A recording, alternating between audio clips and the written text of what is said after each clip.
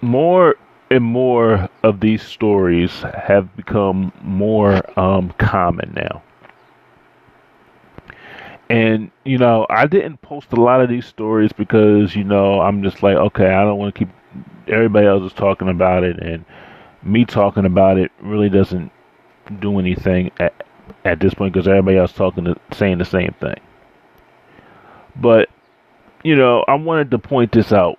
It says, this man lost his job after calling police on a black family, and I'm going to read some of the article from the New York Post. Check it out yourself if you want. It says a white man who challenged a black family's use of a private community pool has not only resigned from his homeowners association board, but he also lost his job. Sunoco announced Friday that Adam Bloom is no longer employed by the packaging and industrial products company, saying it doesn't condone discrimination of any kind, even if it happens outside of the workplace. Now, and I read on another opinion because somebody had an opinion about this. Somebody said, well, they went too far. It has nothing to do with the job. It has nothing to do with, yeah, okay, it does. When you put something on social media, and when you're on social media and it's all over the world, that makes your company look bad because now because you have suspected racist that's working for your company. And for people to say, well, oh, they went too far. No, they ain't go too far. Because you represent a company. And if you're going out there being racist to certain people and, being bigoted because of the color of somebody's skin, yeah, that makes the company look bad because now you are employed by the person is employed by this person. And all of a sudden,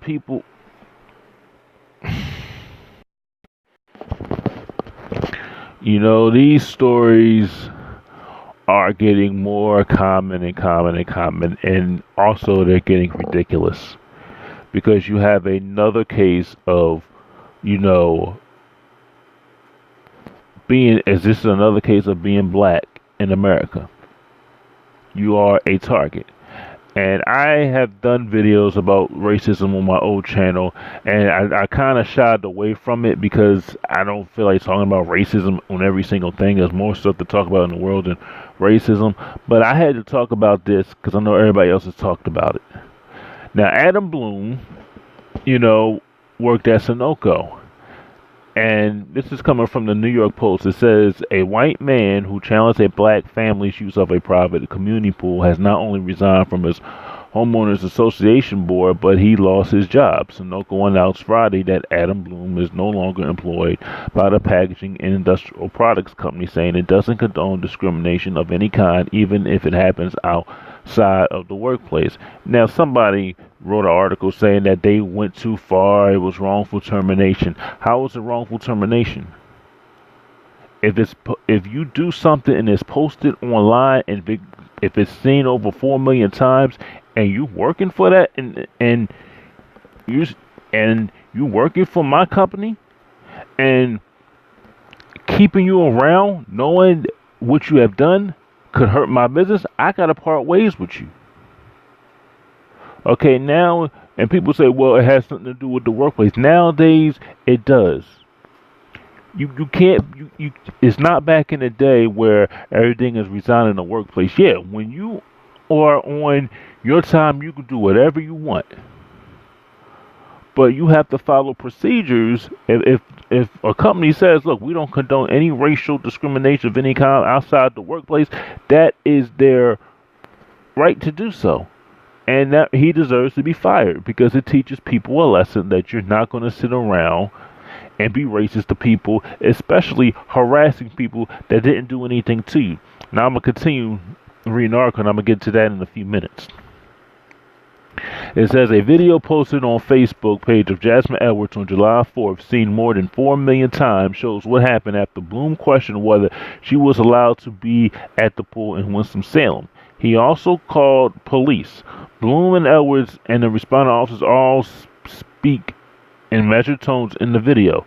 She accuses him of singling out her and her young son as African Americans by asking her to see her ID. Now, I'm going to stop right there. Number one, who is this guy to ask me to see their ID? Who are you? Do you work there? Are you an employee there? Are you a security guard there? You shouldn't even be talking to me.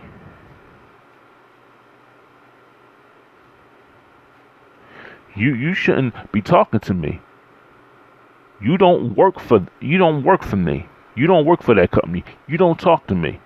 Now, if somebody was at the front gate, or if somebody was an employee there that worked there, or a security guard, and they asked me to see my ID, I will show it to them. But you don't come up to me harassing me saying, well, I need to see your ID. I'm not showing you nothing. And you can call the cops all you want and do what you want. You don't talk to me. If you don't work there, you don't come and talk to me. That's one thing. It wouldn't even had a conversation. Bloom, who served as a chairman of the pool, responds that he asks residents to see ID, their identifications, a couple of times each week. That's a load of crap. That's a load of crap. He singled this person out because she was black. Officers then determined Edwards, who lives in the neighborhood, did in fact have keycard access to the gated pool. An officer then apologized to her. When Edwards asked Bloom for an apology, he walked away. On Facebook, Edwards accused Bloom of racial profiling. There is a classic case of racial profiling in my $500,000 neighborhood pool. This happened to me and my baby today. What a shame. The social media backlash was fierce and soon targeted Bloom's employer. In a Twitter post, South Carolina-based Sunoco apologized to Edwards and said the situation doesn't reflect company values. And it says, quote, "We are aware of a terrible incident involving the actions of one of our employees outside the workplace." The statement said, adding that that employee no longer employed by the company in any respect. So he was fired. And the company spokesperson, Brian Reisinger, confirmed that Bloom's separation was effective immediately. Said Bloom was a business development manager who had been with Sunoco for 5 years. An attorney for Bloom told Winston-Salem Journal that he had simply been performing his duties as a neighborhood official after another woman approached Bloom questioning whether Edwards had the right to be poolside. Lawyer John Verminski said his client called the police to make sure that the interaction didn't escalate and said it's unfortunate that conclusions are being reached by people who have seen a 40-second video of our interactions. And Police Chief Katrina Thompson warned that her officers will not be used as pawns to further someone's dislike for anybody. Okay, let me tell you something. Here's the thing. When black people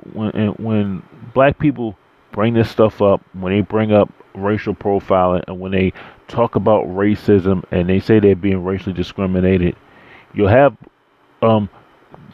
you have Caucasians, not everybody, all Caucasians, but you'll have a lot of Caucasians will say, well, you're always playing a race card. You're always bringing up race and everything. You're always doing this. Everything is not about race, but it is. Because at the end of the day, did he ask anybody else to see their pool ID? No. And why are you targeting this woman? Why are you profiling this woman? Because I tell you, he wouldn't target a black man like that. Because at the end of the day, a black man would have went upside his head if he would have picked the right one. And see, in all these instances, while these white women and white men be calling police officers on black people, they haven't done it to a whole lot of black men. Because a black man wouldn't have put up with that mess. Because they would have been checked real quick. You're not going to come up to me asking for my ID and you don't even work there. I don't care if you're the chairperson or not. You can call the cops all you want. You're not talking to me. I- You don't work here. You're a chairperson here. You don't work here. You don't work at the front desk. If I have my ID card, apparently if I'm coming to the pool, I have my ID card and it works. Now, if I'm swiping my ID and it turns green, that means I am a member of this pool. So what are you sitting there looking at me sideways for? I don't understand it. But then you'll have and then when black people say, you know what, I don't want to deal with certain Caucasian people anymore. I don't want to be around them no more. I just want to be to myself. Then you have certain people, certain Caucasian people that will get mad and say, well, why do you want to do that? Why do you want to separate from everybody? Why can't we just live together? Well, wait a minute. Y'all don't want us around. Y'all sit there, y'all pat us down, y'all check up on us, but y'all don't check up on anybody else. Y'all don't do that to any other group, but you do it to us. And we supposed to just sit there and just say, oh, okay, we supposed to just forgive you and kumbaya. No. That's why people are like that. And people talking about separating from and staying to themselves. That's why they're saying that. Because they're tired of being harassed. They're tired of being profiled. They're tired of being judged because they're black. That's why they say that. That's why people are promoting, and I'm promoting, that we create our own stuff, that we create our own businesses, we create our own our own recreation center, our own restaurants, our own grocery stores, so we won't have to deal with stuff like this. And then when we say that, that's racist, that's hateful. No. Or people saying we should create our own doctor's office. Then they have a problem with that. And then you'll have some people in the crowd say, well, I'm not that way, so why are you lumping me together with everybody else? Well, you know why? Because you're not saying anything. And if you're not saying anything, people are going to lump you together and you're guilty by association because you're not separating yourselves from it. You're not going out there speaking publicly about it. You're not calling them out.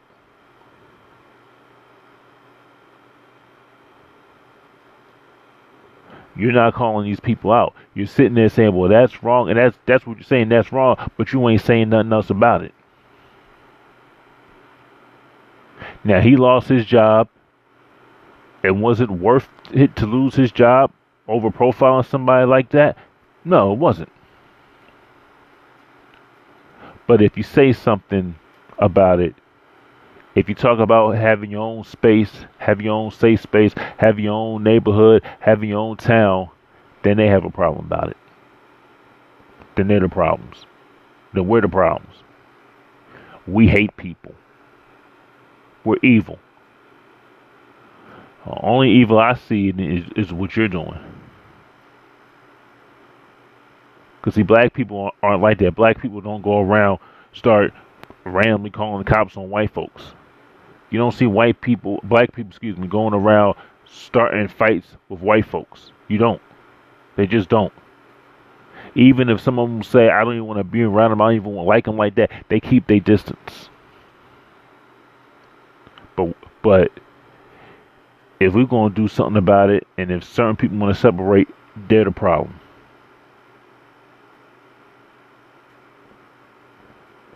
And you got a few white people that get it. But it's not enough for you to sit there and put this underneath a rug. Many more of you need to come out and speak out against it. Or black people are going to start lumping y'all together as one. Leave a comment. Make sure you subscribe to the channel. I'll put the link in the description box of where the article came from. I'm out.